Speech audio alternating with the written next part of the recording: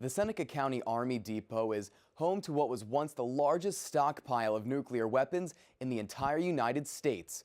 Over the years, a herd of rare white deer within depot fences has grown to hundreds. The Army announced that the facility would close in 1995, along with others across the country. Now Seneca County has to figure out what to do with this patch of 16 square miles.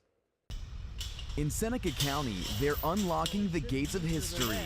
The Seneca Army Depot was built in 1941 when the War Department decided they needed a place far enough away from the Atlantic coast to house weapons of mass destruction.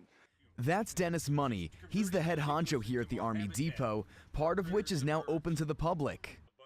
Dennis let our crew come along on one of their new tours where you can instantly feel his deep knowledge of these 11,000 acres. The question, what was stored in there? They told me multiple rocket launchers. They had bombs here that weighed over 10,000 pounds. So those are pretty big things to consider. Those bombs and other weapons were housed in these behemoth concrete igloos. The Army built hundreds of them at rapid pace. 519 on the average, they would develop or build 7 a day, and the record is 13 ammunition bunkers in one day. Wow. And the pictures show all these men climbing over this rebar, pouring the concrete in. And you have to remember, in 41, these tools were fairly primitive compared to what we have today.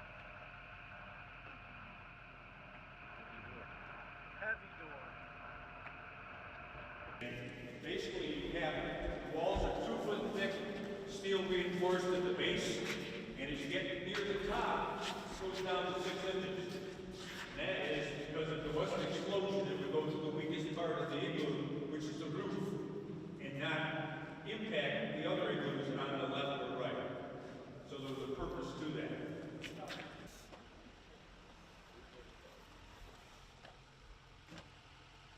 Close enough.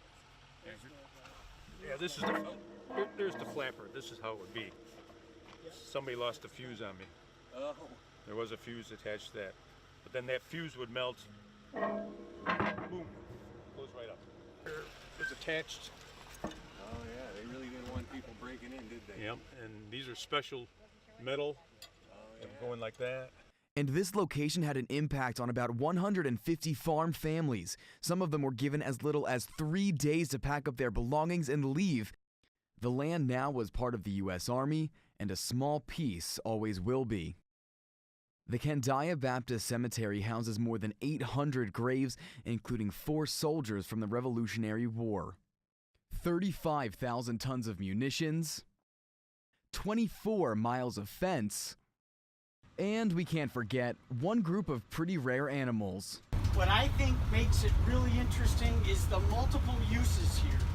You know, you're going to see military relics from World War II, and now it's a nature preserve. 2 bright white deer were found trapped in the Army Depot fence in the late 1940s. Now they're a full-blown herd. It's the Native American known as the ghost deer. Variation that makes the fur white, but again, they still have some pigment.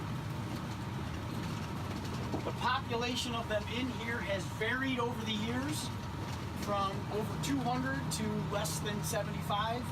We were only able to see a few on our tour, and they were hidden behind trees and shrubs, but Dennis shared this video with us where you can see them clear as day.